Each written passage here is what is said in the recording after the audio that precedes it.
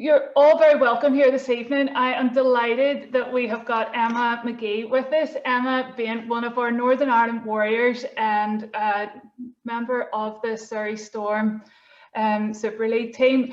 So Emma, we wanted just this opportunity to ask you a few questions, pick your brains and find out just a little bit about your journey from whenever you first got into netball and then for all these years, the ups and downs, the ins and outs of finally arriving where you're just getting ready to kick off your Super League season. And we're all busting to get watching you take the court this weekend. So Emma is a senior Northern Ireland netballer. She now has 14 senior caps and gathered quite a lot of those at the Netball World Cup in 2019, being a key member of that team. She signed her first Super League contract there for Surrey Storm, and it was a privilege for me to be able to watch Emma over the years, and also then to get taken the court with you in Liverpool.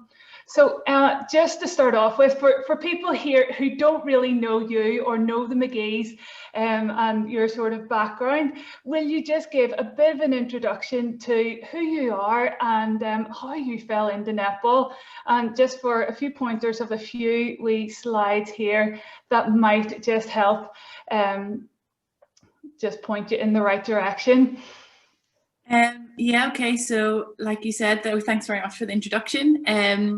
I first sort of got into netball through my mum, so I've grown up watching her play, and I always remember like my mum always being on the floor when she was playing. Like she always used to fall, no matter, she was, I think, goal defence, goalkeeper, but she always used to fall. She always used to say that's how hard she wanted to get the ball, that's how hard she was going for it. So that's always stuck with me. But yeah, so since like a young age, we've always, me, Aunt Michelle and Kerry, my older sister, have always been around netball. And then obviously we then played it in school. It wasn't that big in school until sort of recently. And then myself and Michelle, and with the work with my PE teacher, Laura Bannon, we decided to get all the Gaelic girls together and really make something of it. And that was that photo down there was, I think it was like the B final we had won. But most of those girls are all the Gaelic ones that we had convinced to play. So yeah, it was really, that's what I remember from school and from Westside. So having your mum leading the charge with Westside and having Michelle and Kerry involved as well, like how, like I suppose for me, and I suppose for a lot of the netballers here, we just love being able to play with our friends and have that sort of crack. What is that like, having your mum being in charge and then also having Michelle and Kerry taking the court beside you as well? Oh my God, a Wednesday night was either our best friends after like eating our toast or whatever after training, or else everyone just went to their rooms and didn't speak. So there was obviously a bit of like bickering and suppose people, like there was times where we disagreed. But yeah, like I think there was only one match, and it was that photo actually in the middle. That was the only match that me, Michelle and Kerry played and my mum was coaching. So yeah, like that was really, really special. And I suppose now I'm only appreciating it because it doesn't happen that often anymore. But yeah, like you said, it was mostly fun and games. Was that useful for you, you know, eat, sleep, live in netball at home as well as whenever you were at club or, you know, at training then as well? Did that push you on a bit more in your netball journey, do you think? Yeah, definitely. It sort of pushed me on, but not in a pressurized way. I think it just motivated me a bit more. And I suppose it was always good if you did have a crap match, or if I came back and I didn't train well, or you could talk through it with the likes of my mum or my sister or even my dad, and they sort of put it into perspective. That's when I did want to talk about like a bad performance. Most of the time I don't want to talk about it, but it was sort of good because they give you that reassurance, and because they had the knowledge of the sport, it was good reassurance. So yeah, I suppose it did push me on. And here, Emma, like netball wasn't your only sport whenever you were growing up. There was a lot of different activity in the Magee household. So I suppose there's a bit of weight training going on there and some athletics, and then also a lot of Gaelic football. Tell us about why you had involvement in all these different sports and how they helped your netball as well. I think in St Dominic's in particular, it was anything to get out of school, whether it was volleyball, soccer, rugby at times, or just, I don't know what I'm doing there in the gym. But yeah, so it was very much like if you could throw and catch the ball. My PE teacher that I mentioned before, Laura, was just like, yep, you can do anything then. So yeah, that was a big part of my school life, sports.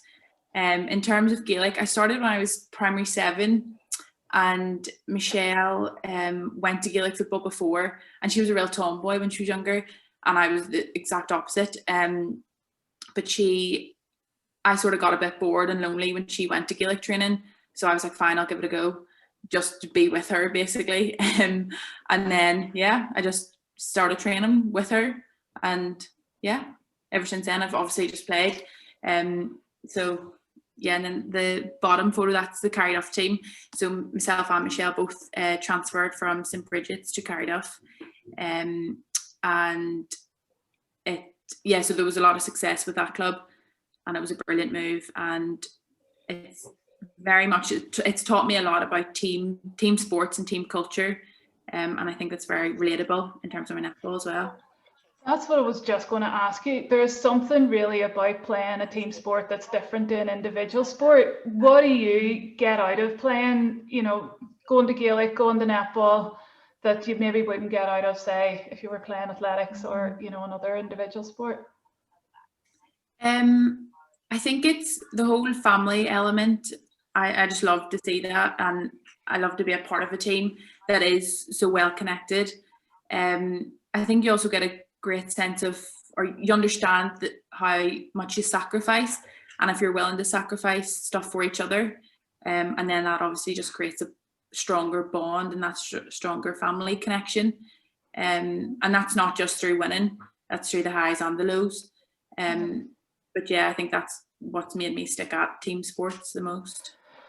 One of the questions that we were asked was from Colleen, and I think she's on the call here, but it was around your commitments. How do you balance all the commitments, with, say, your Gaelic, with your netball, but then also with real life as well? That's a lot of juggling and through the years. So how have you coped with all that?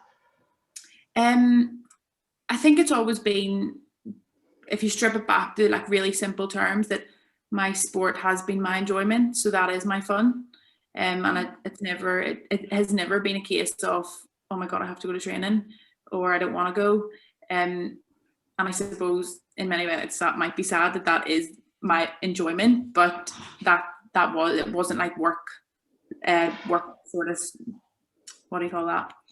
It wasn't a chore. Yeah, exactly. It wasn't like it didn't have to have that balance. And saying that, the balance was then studies and sport, because then it got to a point where I was like, oh, I actually need to study here.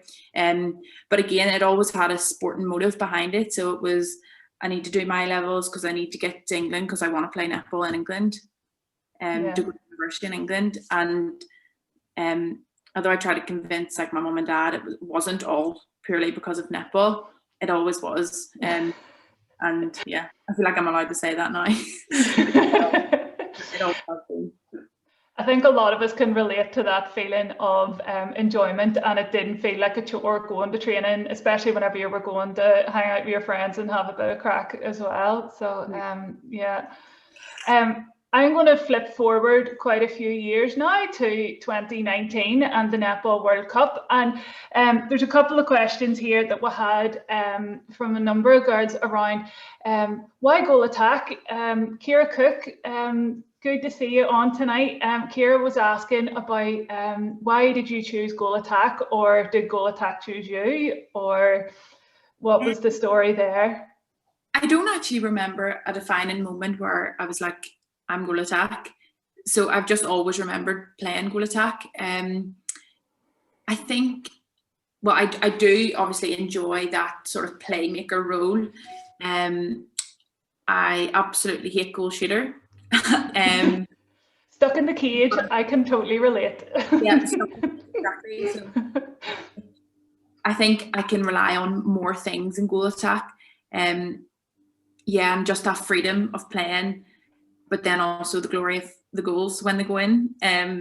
So yeah, and I do really enjoy that playmaker role, but also with the freedom that comes with the position. And how do you prepare for that kind of role? Because you are on offense, you're on defense, you are on, switched on a lot of the time. Even whenever the other team has possession, you have a defensive role to, to play there, as opposed to just chilling out whenever the ball's down the other end of the court.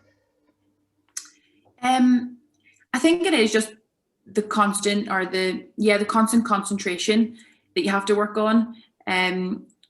But that's what I really like about it. It's not, you don't get a chance to switch off. And I feel like if I did switch off for a bit, I would find it really hard to get back on again.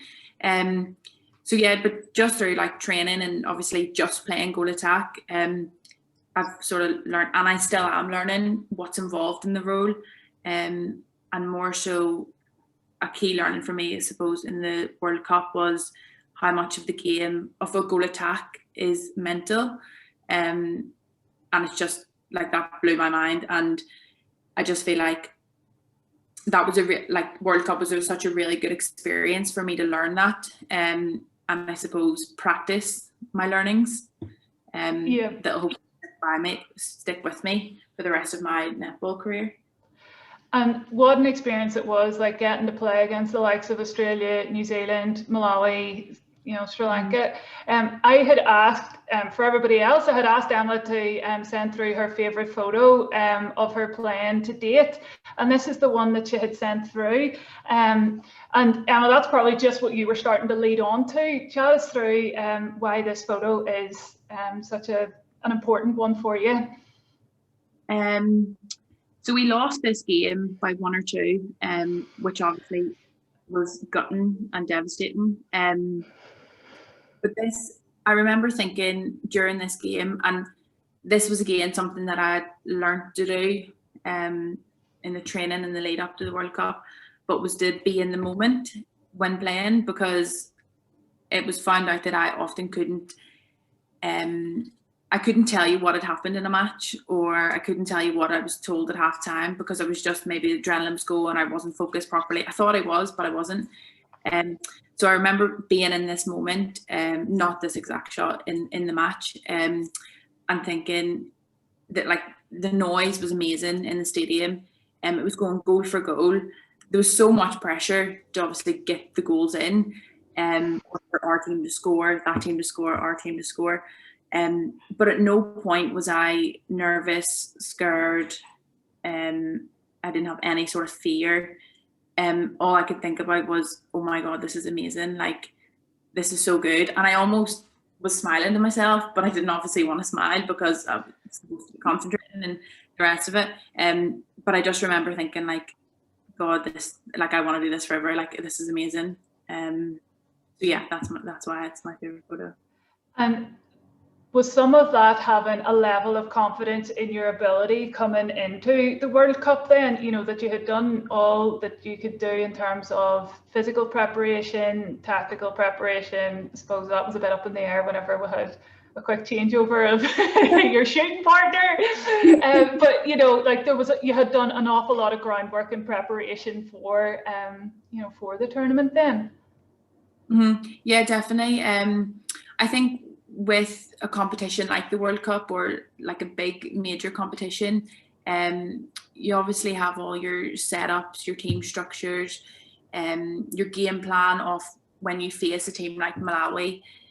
You also you have to know your role in the team and for that match.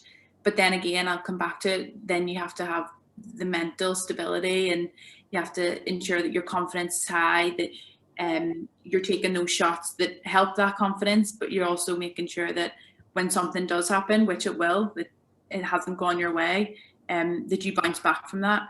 And I remember it was a post-match interview and one of the questions was, how do you come back from a missed shot or several missed shots? And then the interviewer actually said, because it doesn't look like it phases you. And that's the thing that I was working on for, it seemed like, for ages. It maybe does phase me, but I just don't want to show it. And I think watching like the likes of Maria Folau for New Zealand, and she just doesn't phase her, and I always wanted to be like that. And so for someone to pick up from not in our team, for someone to pick that up, it was like a real sense of achievement for me. But yeah, like I think massively in terms of mental preparation and having that mental strength to keep going in tough times or tough battles on court is really, really important, and it should never really be undermined or underrated. So for anybody listening, like, so for any upcoming or aspiring future warriors, what sort of things could they maybe do that help, that helps you get into that sort of mindset or that sort of focus? Like, how did you prepare and work on that in the build up to the World Cup? Don't wait for something bad to happen. Like I always use the example of, like, you don't just start strength and conditioning training when you're feeling weak or when you get hit off the ball. You always have it. So why don't you always have strength training or mental training? So I think with sports psychology in general, a lot of people go to a sports psychologist or seek a sports psychologist when something has went wrong. But if you have it from the get-go, and that's not to say nothing will go wrong, of course it will, but it just means you've got that edge over maybe a player who hasn't, to get back and bounce back. Well, here, I think this sort of leads us nicely into our next bit then. I was just chatting about your university experience. So you went to Northumbria to study psychology as well. And I suppose that opened up a number of doors in terms of getting exposure to playing with different, playing in England, playing against English netballers, and then you had some New Zealanders on your team then as well. What was that sort of experience like from a study perspective and also from the netball experience? Studying was great. in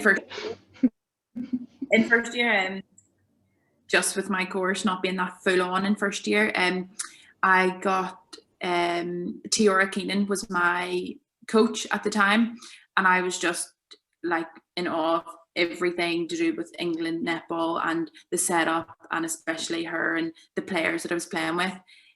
So I took that opportunity and was the biggest melter in the whole world, and just always asked her for extra sessions. And I'm so glad that she took me up on all of those offers. Like she was like, yeah, no worries. To a point where she actually asked, was I actually studying at uni, because I never be there, but of course I was there. I was just fitting it around my netball.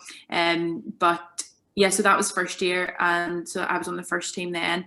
And then second year, T left. Actually, no, sorry, I think she left in third year. But yeah, like some of the players that were on that team when I was on was just amazing to learn from. Chiara Semple being one of them. It was just such a good experience that I don't think I would have got if I had stayed home. And I'm so glad I did it. And then when it came to the important part of uni, so like final year exams, that's when World Cup training was. But I just managed to fit it around, sort of fit netball around my studying, I suppose. And that all came from, I think the credit has to go to Laura Bannon, my old PE teacher, because she taught me, even from school and from a young age, that like, I remember her saying, well, you could train in the morning before school. And me being like, are you joking? Like I just didn't think of that. So she had me and Michelle training most mornings before school to then fit our Gaelic in at the end of school or our studying. And ever since then, like I always train in the morning, and it doesn't seem to faze me anymore, because it's just what I have done for all these years.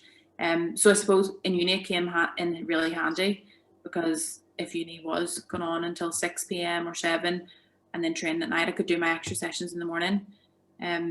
So yeah. Would you say that you're quite a disciplined person, or did you find that hard to do, or was it just a case of, look here, this is what I need to get done and get on with it then? It's really weird because I used to find a lot of pleasure in when I went to the gym and there would be not a lot of people there. I used to think I'm not doing it and someone, or I am doing it and someone else isn't.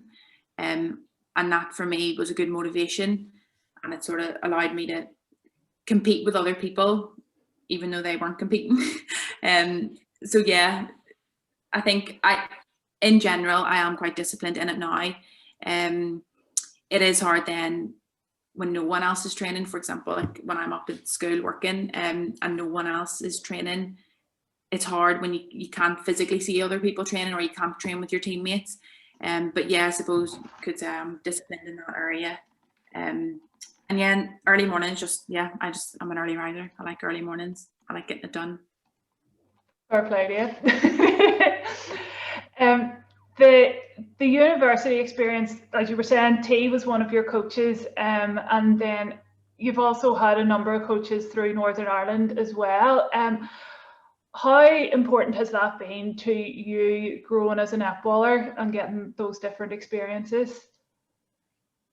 Massive. Like, it's so beneficial to have such a wide variety of coaches. I'd love to sit here and say my mum taught me everything I know, but unfortunately, sorry. But you know what I mean? It's just having that wide variety of coaches, and even if it's something as small as looking into the circle, or I don't know, something very minute, it's still beneficial, and it's those 1%ers that often really count. So yeah, just I think everybody that's coached me, every teammate I've played with, I've learned something from, and I try to do that. I make a conscious effort of trying to be like a big sponge and just absorb everything people are telling me. In some ways then I have to keep to my own style, and I suppose that's been more important this year than any year, not to change my style of play to fit other people's. But yeah, I think I do that quite well anyway. So while I'm being a sponge, but also to stick to what I know. So yeah, it's been really, really good having those different coaches. Super. Well, here, Emma, we're going to move on to look at your national or journey through representative netball, and so there's been ups and downs and ins and outs in that journey. So I just want you to chat through your first cap as under 17. If you played in the regional academies, give us a bit of insight into that, and then chat us right through to you getting your first senior cap in June 2017. Yeah, so the first photo is oh God, I can't even remember where that was. But that was under 17. And to be honest, I was just so happy to be there. Obviously, I didn't get that much court time, but it didn't really bother me. I just remember thinking, oh my God, I'm delighted to be here. And yeah, that was just really, really enjoyable experience.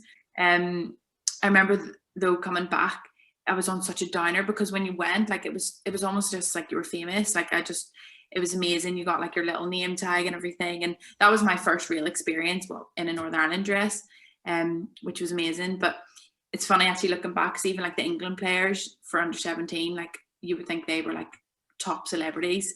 But yeah, that was a really, really good experience. Then I came home and started then just training with the older ones, like the under 19s. And that's when I sort of just didn't want to go and be happy to go anymore. Actually, it was like, we want to win. And it was more so like, let's do something in this tournament, instead of just being happy to be there. This photo down here, I think that was under 21. I'm assuming it was, because I was only on under 17 for a year. I'm not sure where it was though. But yeah. I think that one might be Scotland, is it? Scotland, okay. God, it seems like too long ago. Andy, like you can jump in here. Yeah, so this was one of the ones that Andy had sent through as well. So that was probably in the build up too, the Yes, June. Yeah. I think that was the test or the Europeans before Botswana, the World Youth Cup. And then this is the first senior cup was a month before we had left.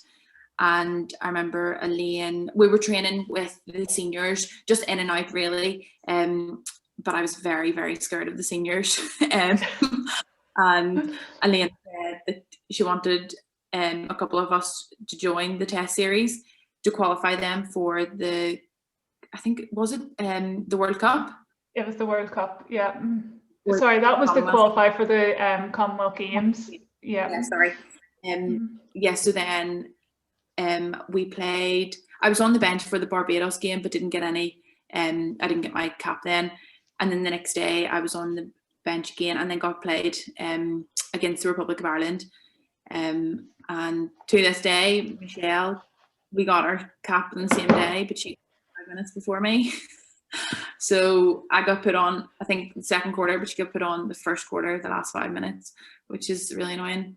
But yeah, it was really nice to have her first cap on the same day. And it was such a good build up, I suppose, for training for the World Youth Cup. It was really good for the confidence as well, and just really good match practice.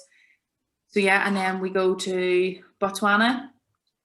Yeah, I have another set of slides here for that, just because there was so much going on in that there was such a challenge for you guys getting there in terms of fundraising and training and preparation, and then you're going to Botswana, totally different experience, and then obviously then the match plays as well. So chat us through that, Emma. Do you know what was that like?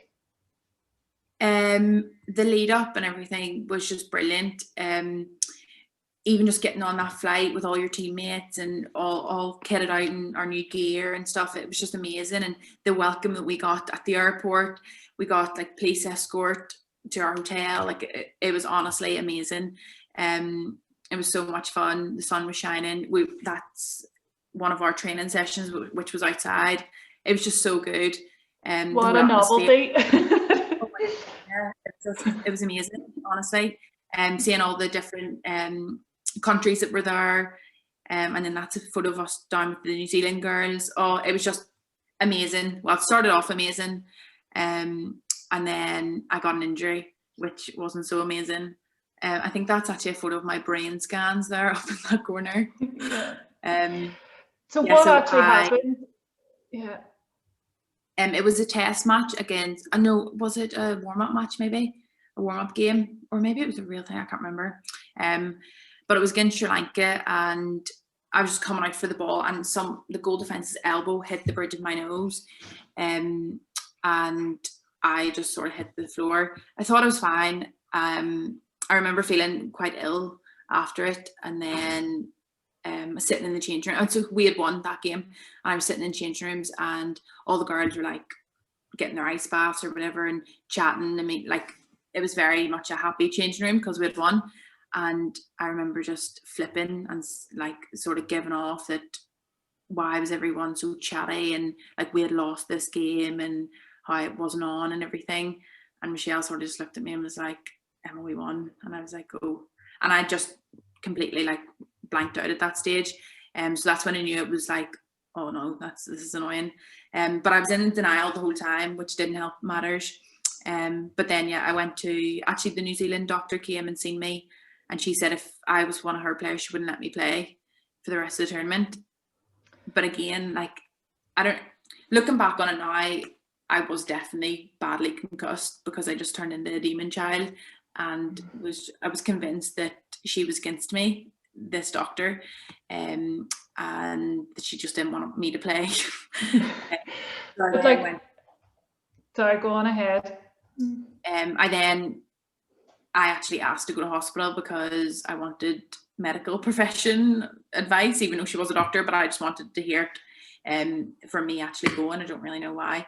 And yeah, so they had said that I had been concussed, and it was up to basically our netball governing body as to whether I returned to play.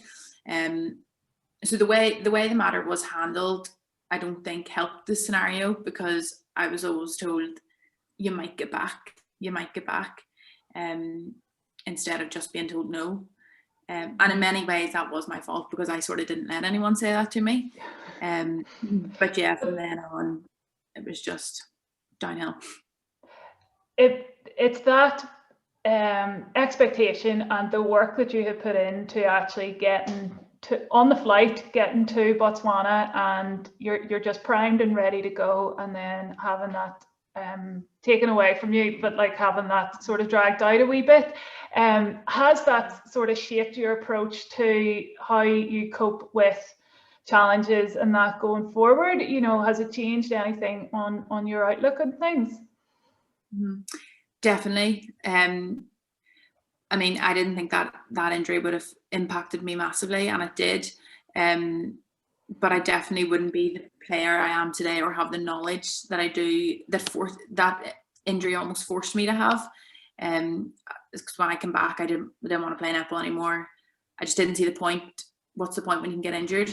And that did stick with me for a good while. If it wasn't for the support I had around me with family, friends, teammates, coaches, mentors, I don't think I would have got through it, but I did, thankfully. And it definitely, yeah, like you heard me say before, I'm very much believe in the mental side of netball and sport. And I think that definitely, that injury made me look in that direction. And yeah, so it's helped me massively, and it still does. And you also had a leadership role in Botswana as well. So how did that change whenever you were sitting there and you weren't able to make your contribution on the court, and you were sitting beside the girls on the bench, you know, maybe trying to contribute to the team, but also still having to deal with your own issues of not being able to, you know, contribute like you wanted to? Yeah, it was so tough. I wouldn't say I'm a massive speaker in a group. I like to just do it on court, sort of thing.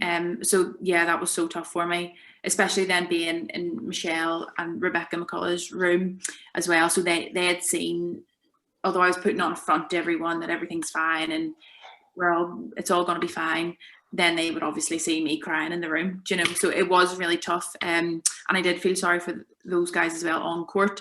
But yeah, it was very tough, but a really good learning, I think, for me. Yeah. And then coming back to Northern Ireland, and you rediscovered that love for netball again, and you were back in the mix with the senior squad. Another little hiccup in terms of an ankle injury just before Commonwealth Games as well. So how did you jump over that hurdle?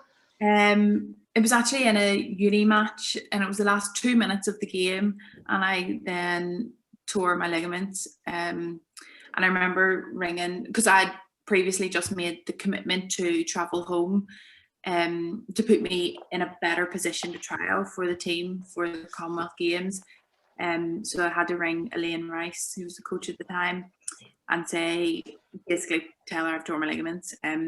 And because it was Commonwealth Games, the selection had to be done quite early. So she just said, look, I'm sorry. Yeah, so that was heartbreaking.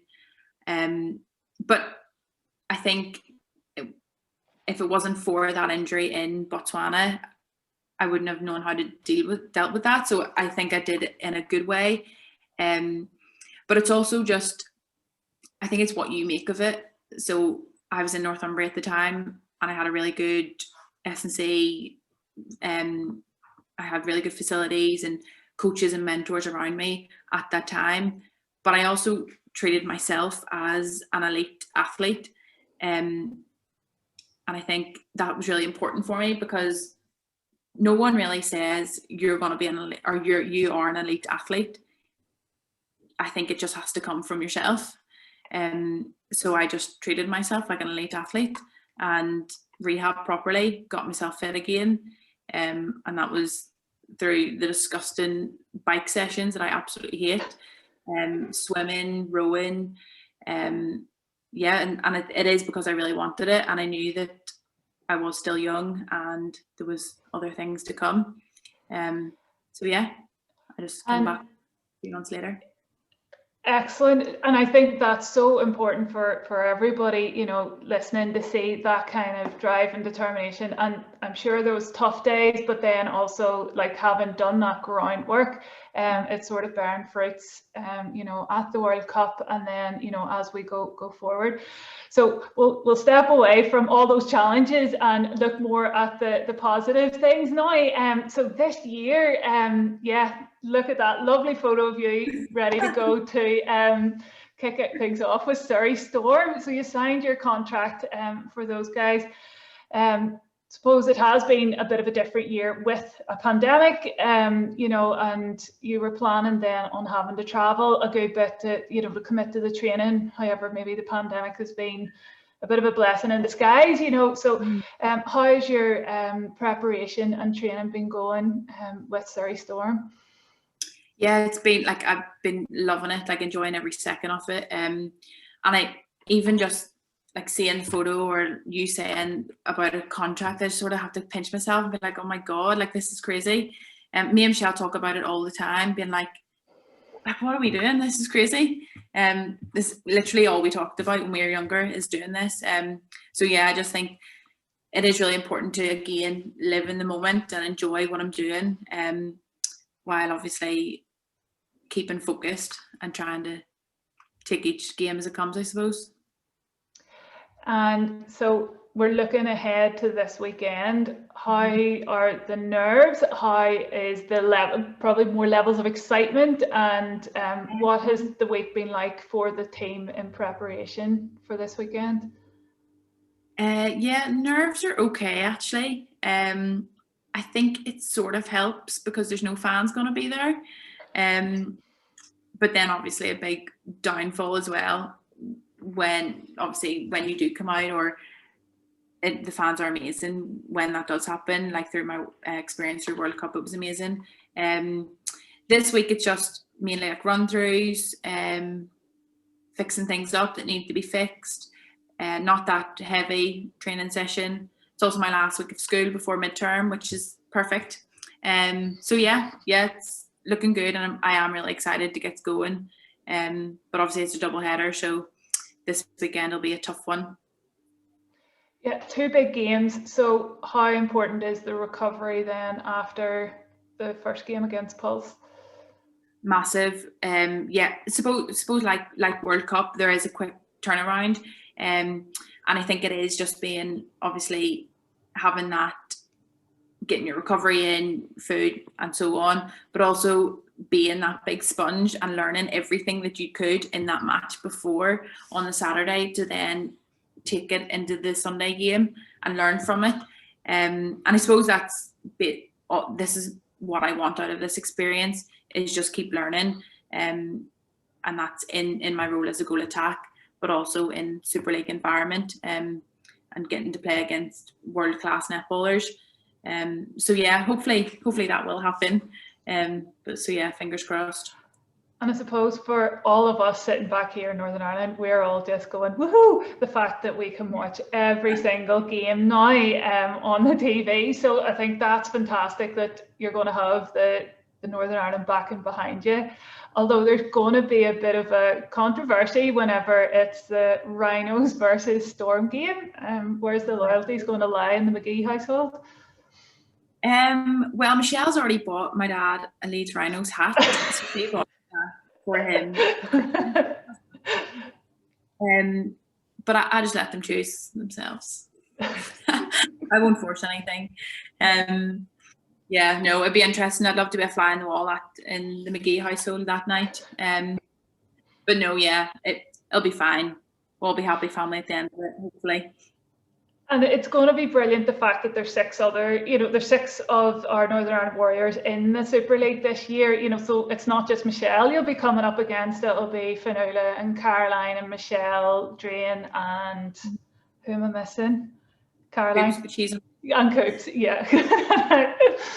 So I think it's brilliant for us that you guys are getting that kind of exposure, and I suppose with Birmingham 2022 on the horizon as well, how does that help you guys in preparation for the next Commonwealth Games? I think it's massive. It's so good. Think about all those different coaches and players. Each and every one of us are playing with and against. And so again, just taking all that you learn and bringing that back into Northern Ireland and bringing it back into our team, and learning from each other as well. So yeah, I can only see positivity from that. Although on court it might be different. But yeah, at the end of the day, we're going to come back together as one. And yeah, so I think massive positives that we're all spread across. Well, here, Emma, those are all the questions that I have for you, and I just want to say a big, massive thank you for the honesty, for the all the thought that you put into this here. It's been fascinating for me sitting and listening to you. I could listen to you all day, but I just want to put it over to anybody else who is with us, who maybe has a question. Although I do like Karen's comment about a Zoom in the Magee household during that game. I think a lot of us would tune in to see that too. Andy Lamb, you can unmute yourself and ask your questions there for Emma. Hello. Hi. Emma, 2 quick questions. What's Mickey brought to your game so far? Wow. She has brought my brain involved in netball. There's been so many times in training where I'm like, what? And then she just makes me see things that I haven't seen before. She's such a smart player and coach, and yeah, I just keep annoying her with questions as to what happens this situation, what happens here. So yeah, I've still a lot more to learn, but definitely from October to now, I've learned so much from her. And if you say that Karen's your best teammate, then she'll wire me a tenner. Any chance? Yeah. What's the rest of the squad been like? Really welcomed you with open arms and really great bunch of players? Yeah, oh my God, it's been amazing. It was tough when I was travelling down from the Lake District, because obviously I was only seeing the girls maybe once a week or twice a week, and it was only for that 2-hour session where we were training. But obviously with lockdown and my school up in Sedbergh, they've allowed me to stay down in Surrey and obviously teach from online. So that's been so good, like training like almost full time with the girls, going into weights with them, doing extra technical sessions. So yeah, it's definitely given me I suppose a better relationship or a better opportunity with them, which has been great. It's been so good. So yeah. Cool, thank you. You're welcome. Does anybody else have a question for Emma? Just unmute yourself and shout out. Go on ahead, Karen.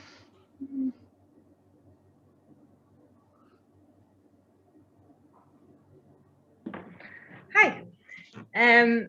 I want to ask. Having played with you, having seen you, I'm the old one here compared to you. But having seen you come up through the ranks, I'm quite interested because a lot of the girls, especially all the younger girls that I would coach here in England, are finding all the new ways with technology growing, all these different new avenues that maybe you wouldn't have had when you were first started playing Gaelic or pardon me, first started playing netball. Do you use all those new technology avenues? Like, do you sit and analyze games? Is that how you use your sponge brain, as you keep saying? Or do you just like doing it the old-fashioned way? Is it a visual learning, or do you learn in a different type of way? So when I'm out of, so if, for example, I don't understand something, or it would be a case of in training, then going through it. If I'm out of options, as in if there's not one thing that I don't understand at that particular time, but I'm still not really satisfied with what I'm doing, I would just go and watch a netball game. I really, really like watching New Zealand play and in the NZ. So I've just watched the goal attack. I wouldn't necessarily pause it all the time and go back. I just always watch a goal attack to see what they do. So yeah, but I don't really use, obviously we do use like video analysis and stuff in Storm and Northern Ireland, but I wouldn't just use that. I would just watch a goal attack. And then just take your own style from it. Yeah, not even. I wouldn't even take notes. I would just watch, and then see. Yeah, just watch. Keep watching. Good. Anybody else have a question for Emma? Still going. No. Coming out. Well, here we're getting more out of Emma later on. She's going to be working with our pathway athletes here in the next session. So we'll give you 10 minutes, Emma, to get your head showered and then jump back into that again. But guys, thank you very much for coming along and listening. And I hope you have found this as fascinating and inspiring as I did as well. Emma, it's been an absolute pleasure. It's been lovely to hear you and hear about your journey. So really appreciate it. Thanks very much. Thank you very much for having me. Thank Good you. luck, Emma. No problem. Thank you very much. Bye, Em. See you Bye. later.